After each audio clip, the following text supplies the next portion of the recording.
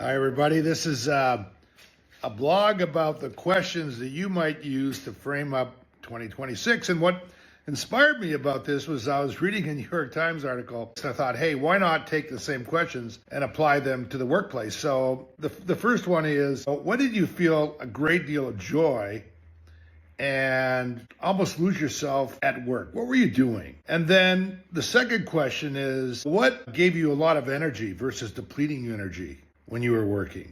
A third question is, what are project or assignment that you have last year that maybe when you got it felt impossible? I'm never going to be able to do this well, but you did and you took it on. And then the next question is, what habit that you worked on last year that if you continued would just be helpful? Would you want to build on it? And perhaps, was there something you try to control and you had angst about that was really out of your control, but you were spending time on it?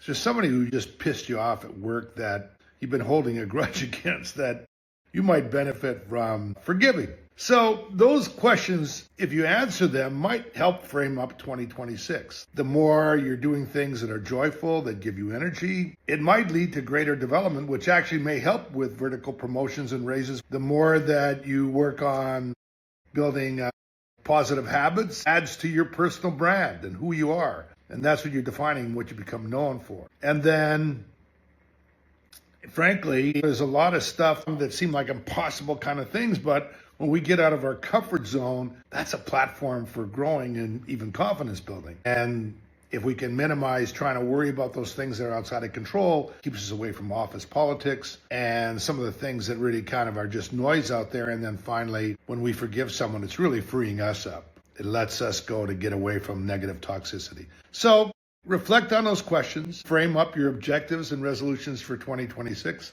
make them more meaningful, more impactful, more personal, certainly more attainable. Thanks. Enjoy this week's blog. Bye for now.